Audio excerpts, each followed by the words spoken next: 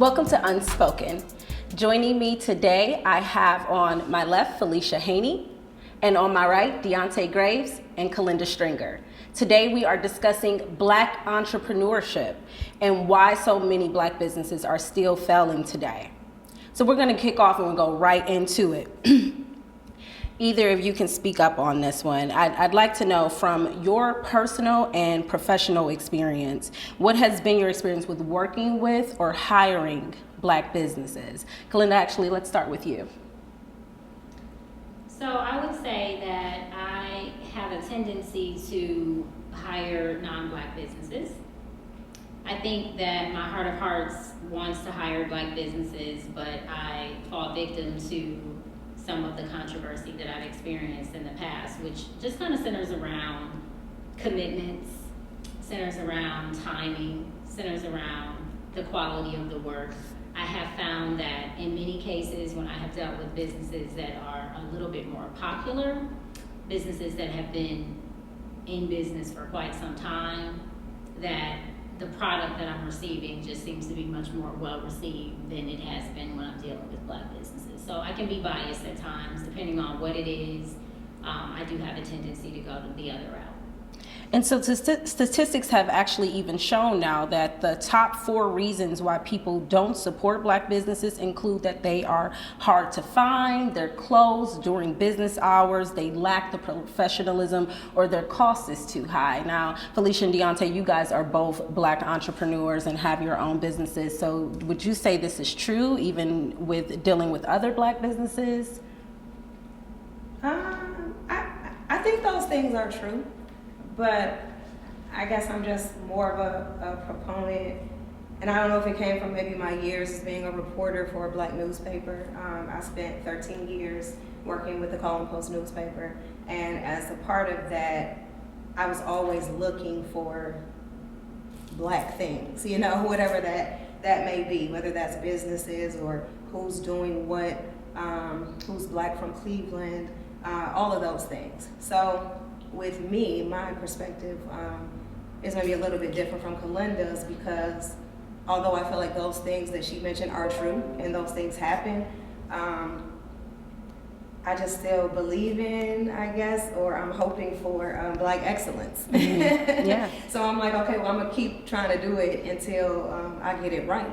And I have found that in certain areas, and then I found, again, what she's saying in certain areas.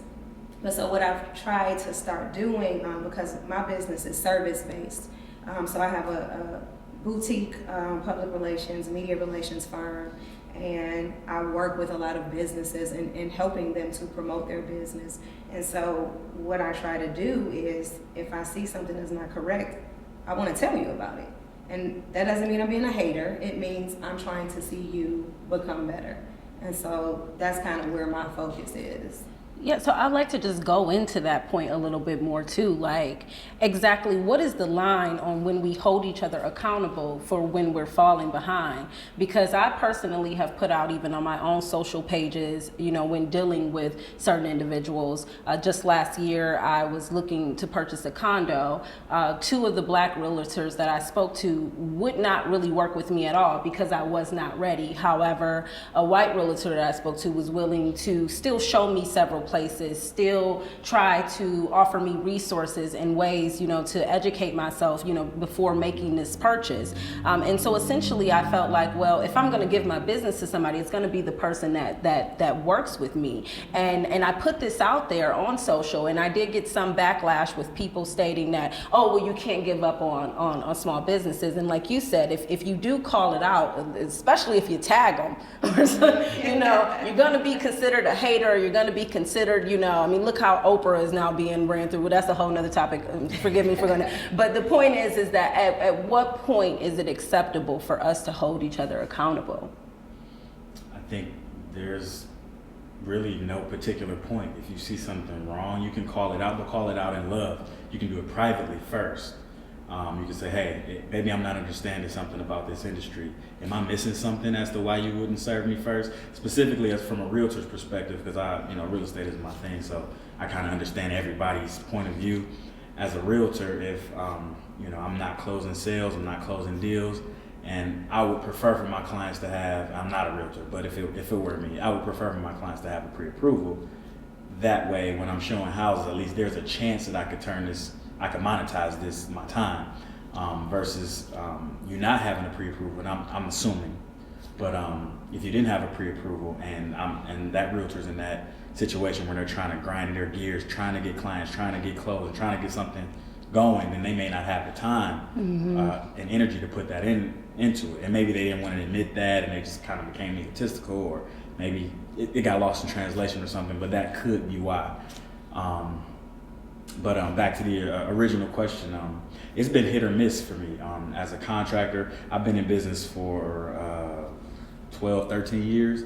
So I've had experiences where people kind of have disappeared. You know, you're the contractor, you make a payment and they disappear. Yes. That's happened to me in the middle of a project, but that happened to me in my younger years. So now I don't give people the opportunity to do that, because when I'm dealing with contracts, I have someone else writing up agreements every time, like before anything starts. From start to finish, we have an agreement as to what my obligation is or your obligation is. And there's, penalties if there's, those things aren't met, or something violated. Then we have, maybe some type of arbitration, or you can expect to be sued. I don't want to go through all of that. So I kind of set things up to where people can't, quote unquote, play me. You know what I mean? Yeah. So I've got black electricians, black plumbers, black siding and window guys. I got black concrete guys, black asphalt guys. I got somebody black for every single trade, in addition to myself. But that doesn't mean I don't use other businesses or, other races of businesses as well. But that takes time, and it's trial and error. So if you don't have any knowledge, and like we were kind of discussing beforehand, going in blinded, not knowing what to look for. Like, I'm not just looking at if they're black. I'm looking at references. I'm looking at, but since I know other people in the field that are, statured, when I take their recommendation, they're putting their name on the line so I know it's a lot of insurance built into when I choose a contractor that just so happens to be black. Because you can just get referred to anybody that's a color. You got to go based on certain things, and you got to know what criteria to look for, and being blind going into any industry, no matter what that is. Yeah, I mean, so that's a good point, that we obviously, of course, have to check into the businesses that we decide to use, just as much as the next one. But we also know that, like, sometimes our black businesses, they lack the marketing. You can't find them. They're not necessarily, they don't have a website that can be easily found. They don't have the referrals. They haven't collected those testimonials. And all of that is a part of how they market themselves, how they brand themselves. And so, the question comes back to where we're lacking that professionalism or lacking just our overall image and reputation amongst other businesses. Is it a lack of education and maybe perhaps not knowing how to position ourselves, or what is it? So I want to first of all say that I think we have come a long way. I think that 10, 15, maybe even 20 years ago, when you look at black businesses, there were a lot of failures. I think fast forwarding to today, we're making a lot of progress. I think the two of you and your small businesses and what you do to support other small businesses, I think is very important when it comes to where we're going.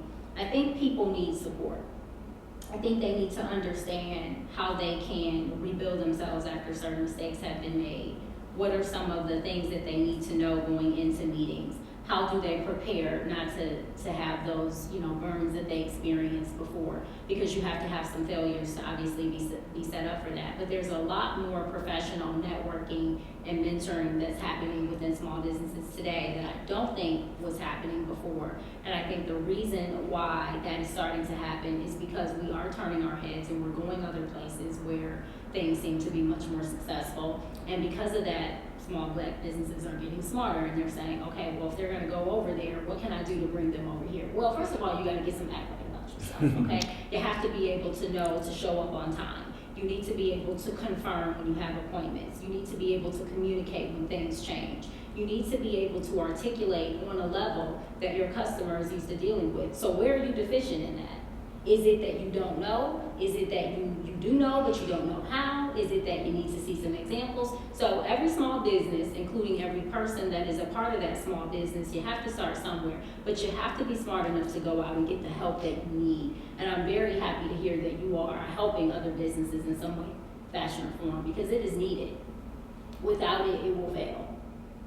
And that's an excellent point, because Felicia, you and I with our work, we're constantly having to sometimes give businesses the news that they don't want to hear. Of course, when people have their brand, they have their company, they are adamant about what that entails, and they don't really want to hear sometimes that it doesn't make sense, or that they don't have a sales process or a customer service process, and all of that plays into your brand and your marketing. And so it also, your comment, Kalinda, made me also feel or think about how, we do have businesses that are so much farther along, but personally, one of the things that I find to be a pet peeve is I still don't feel like we have enough businesses establishing themselves in the right areas. And what I mean by that is we still see so many boutique clothing companies coming up where the girls are simply buying things off of Fashion Nova or whatever other popular site and selling them for double the price, or we see these t-shirt companies. And don't get me wrong, obviously, all entrepreneurship is great. Anyone stepping out and creating their own path is great. However, I reflect back to places like Rosewood, South Carolina, and Tulsa, Oklahoma, which were known as thriving Black communities at once upon a time. They were completely self-sufficient. They had their own police, their own hotels, their own banks, their own cleaners. And so it was much easier to keep the Black dollar in the Black community at that time, because we were literally building together, and we were very intentionally building businesses that we know our communities needed. But you don't see too many of us now opening up gas stations, opening up cleaners, opening up hotels, opening up any of the type of businesses that our communities need on the daily. So my question is, now that we are in 2020, living in an age where we have much more access to capital and the education and the resources and less white only signs, what is holding us back from creating these Black Wall Streets again, these Black Meccas again? Well, I think it kind of goes back to, I'm jumping back a little bit into your last question and talking about education, number one. And two, I'm not sure if we still have as much access to capital. I mean, maybe a little bit more than before, but I don't feel that we're necessarily getting those big business loans that some other cultures do. I feel like it's much easier for other cultures to come to this country and get loans to open up gas stations and food places and even hair stores and things of that nature than it is for us. And that started, you have to go back and back and back in time to see where things were put in place intentionally for us not to have those things. So even though we've come a long way, it doesn't mean necessarily that the rules have changed. So when you come into a bank or, wherever it is where you're trying to come and get financed, you don't meet this criteria that they've created, which was created in the first place to keep you from getting it.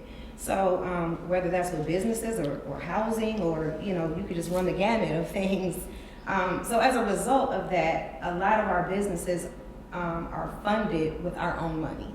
Very true. And so that's why when we have our own money, we say, well, I don't have the money to maybe purchase a gas station or a hotel, but I like clothes and I know I like to shop, or I know my friends like, so maybe my friends will come and support me, or people that I know, because we all like fashion or to get our hair done or whatever the case. And so that's easier to purchase. And so maybe I'll go there and start there with something that I'm passionate about and just hope it makes money. Well, to her point, I think she's dead on with it. But I've analyzed this topic. Being in business for 12, 13 years, I see the frustrations. I lived the frustrations, supporting a family and being uncapitalized. So these, like she was saying, we don't get these big loans. Well, the way you get loans is from collateral. Well, if we don't have collateral, none of our collateral is passed down to us because of, we can name an era. We can start from slavery. You got 246 years of economic, like where we didn't exist, and then we were freed, quote unquote, not made whole, not corrected. So imagine a population around you that's 200 years or 300 years ahead of you economically. This economic boom wouldn't exist had it not been from the labor of our ancestors, yet we don't get to benefit from it at all. We're just put out there. So here comes the Tulsas, you know, those micro communities. The reason why they were successful is because they were all they had. So they had each other, that was it. They came, when we got out of slavery, we were the tradesmen, so we had all of the skills to be a doctor. You know, we were nursing the babies, we were nursing the wounds, or at least the women were. The men were laying the railroad tracks, building the houses. So we had all the trades already. So, even with nothing, we were able to work together like we were used to in slavery, and then create these communities. And then what happened to the communities? They were destroyed. Yeah. Then there was policy put in place. So you've got redlining, I'm jumping around between redlining, mass incarceration, war on drugs, Jim Crow. You know, you got all these different eras where there was monetary policy behind the scenes. We had our FBI director say that, you know, we have one common enemy, and it's black people, but we have to create policy that doesn't necessarily say that. So that's where you have all this coded language and how we're not able to get loans. Redlining, that still happens today. Go get a loan right now for a mortgage in East Cleveland right now. It doesn't exist. You can't, if you have a pre-approval, when they go to underwrite it, they're not going to approve the loan. They're going to say, oh, the house doesn't appraise for our minimum value. So that's redlining today. So we have all these traceable factors that impact us economically. So back to why we can't, or why our businesses may not succeed, we're self-funded, or we are running off of credit cards, or whatever. So back to my original point, we don't have the collateral to get the loans. So if we don't have the loans, our businesses are undercapitalized, so we can't buy the premium website. We can't hire the IT guy. We can't hire the marketing genius that can get our ball rolling so that we can focus on customer service and abiding by our contracts, because we're like surviving on one end, but trying to be the accountant, the customer service rep, the creative director, all of that in one.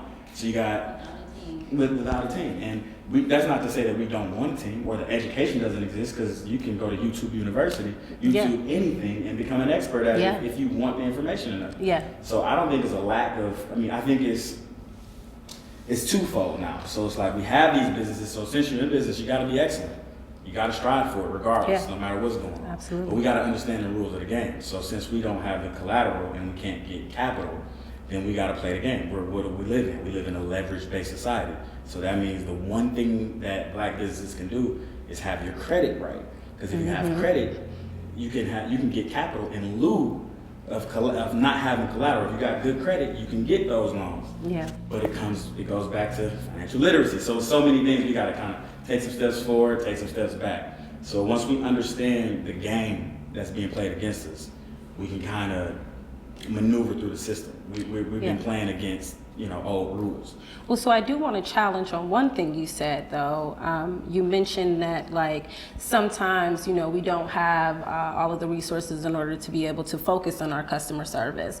Personally, me and my business, more so than the service or the product, the flow of my sales process and how I manage my clients is what I focused on more than anything. And so I just want to put that out there to everyone that may be watching this, that, essentially your customer service is such an intricate part of your marketing and your brand, because essentially it is a lot easier for you to continue to get a client to come back more so than it is trying to get a client through the door. Recently, I tried a black-owned business, a black-owned restaurant. I will not say the name. And the food was good. I enjoyed it, but I admit I was not impressed enough to necessarily go back. I was not necessarily impressed enough to say, like, oh gosh, I'm craving this, I gotta go have it. And it just, instantly made me wonder, how long they're going to be open. Just because, you know, I mean, it seems like they've been doing pretty well so far, but essentially I know for a fact that if you don't have repeat customers, it's only a matter of time before your sales flow runs dry. So essentially, you know, sometimes people may not even have a great product or a great service, but their customer service is so great and they take care of their clients so well that they build that trust and they build that relationship. And essentially, you know, a lot of times that's half the battle with really keeping a client. Kalinda, did you have anything to I add? was just thinking about my last experience that was that great, and it was not at a black or a white restaurant, it was at an Asian restaurant. And I walked in, and I hadn't been there for a while, and I was thinking, well, this place is crowded, the line's out the door. I know what this means. The food is still popping. Great. Let me place my order. 20 minutes later, I was home enjoying my meal, and I was just thinking, why can't black businesses do the exact same thing? Why can't we have situations where we could step away a year or 2 years and come back and we left it just as solid or even better than it was before? I think if I had to just pick one word, it just goes back to the education. You talked about financial literacy, you talked about the education. Do we know how to keep it going? Do we have the support that we need from people to keep it going? I want to support our black businesses so much more than I honestly do.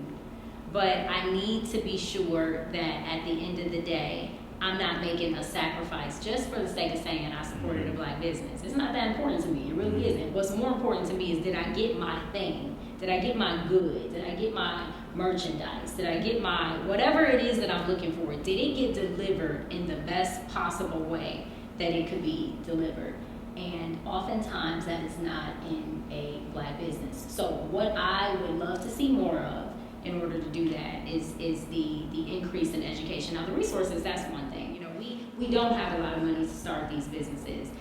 You know, just a small life insurance plug, and I'm not a life insurance agent, but I service life insurance and I have for a long, long time. I think that is like the best kept secret, right? And how life insurance value can really help so many families to build legacies. And so get a life insurance policy for your kids, and when you die, leave them something that they can go out and start a business with and have the capital to start with without even having to get a loan. How many financial accounting classes do we have out here? How many of these classes are even being taught in schools? Yeah. That can, you know, when you graduate from high school, you know how to balance the checkbook, or whatever the 2020 term is for balancing the checkbook today. How much of that is really being taught in our youth that will help them that want to go out and start a business? So I feel like we just have to start from the ground up and get real resources and education behind those things to see our businesses grow, and committed to supporting each other through that.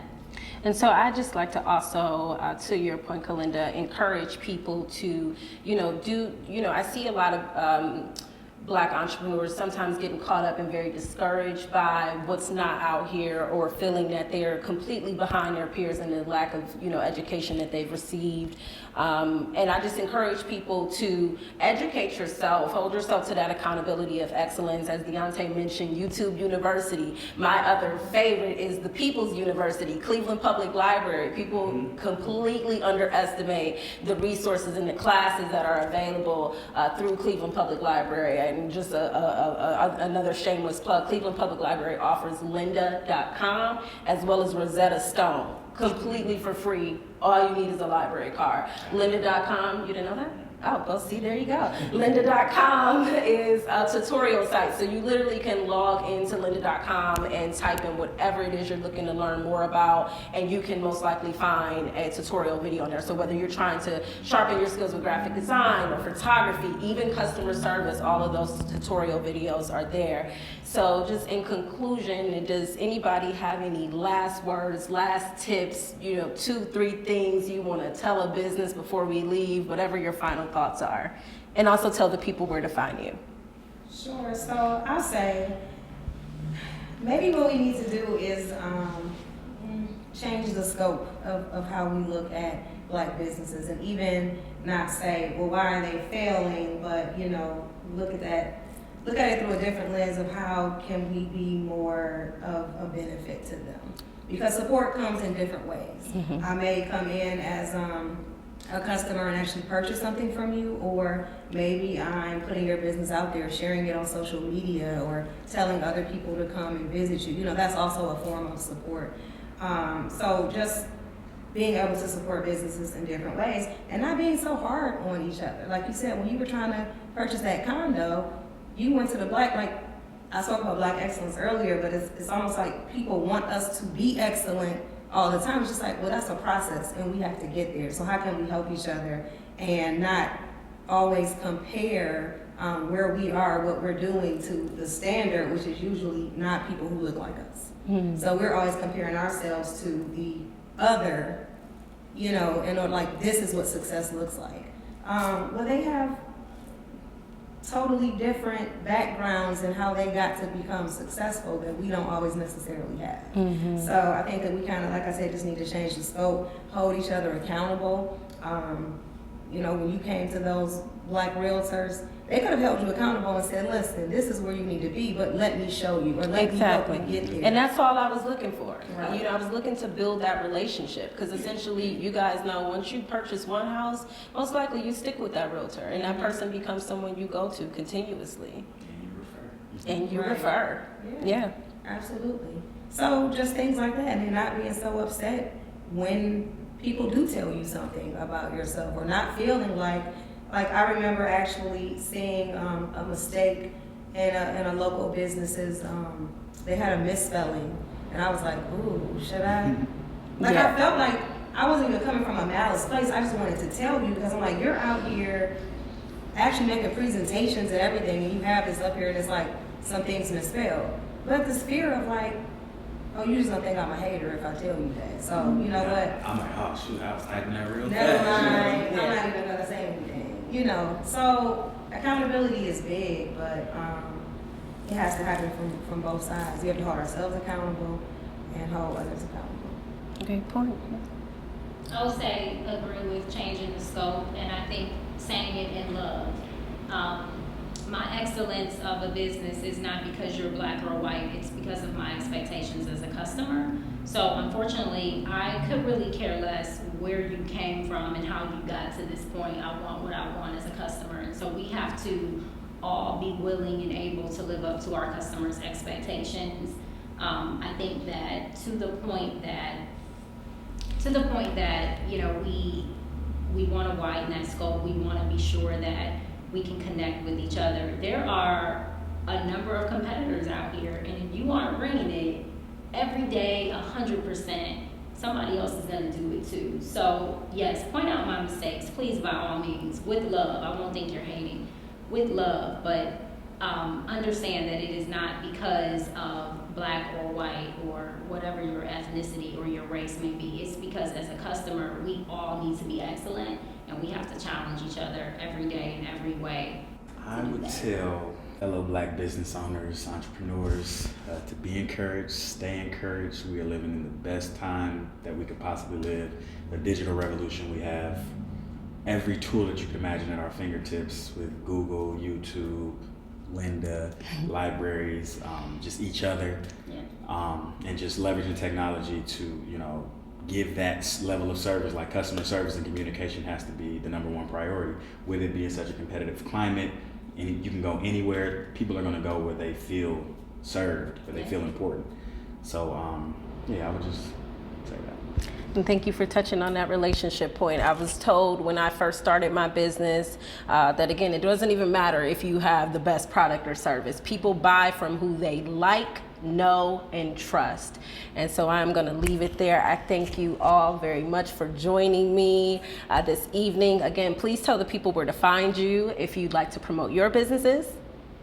Sure. You can definitely find me on Instagram the most. And my handle there is at Beech Street. That's BeechStreet. Okay. And the answer? Yes, I can be found on Instagram as well, at I Know No Limits. That's IKNOW _ the words no limit, NOLIMITS. Professionally, if you want to check out my LinkedIn, it's just Deontay Graves, and everything I'm doing business-wise is on those 2 platforms. Okay. So I do not have a specific business to promote. My name is Kalinda Stringer. I'm on LinkedIn. I'm a corporate vice president for a major life insurance company, and I wholeheartedly support women in small groups and peer leadership. So you can certainly find me on LinkedIn under Kalinda Stringer. But just a small plug for my husband, who also is a business owner. He is a program developer and trainer for TMBA, and you can find him on Instagram. His name is Damon Stringer at Dame String. I think that's at Dame String. Okay, thank you all so much. This has been Unspoken. Tune in next month. I am not going to announce what we're talking about next month. It is going to be a little surprise, but tune in. Our very first episode is also up on taxes and accounting, so feel free to check out episode 1. We'll see you next month here on Unspoken.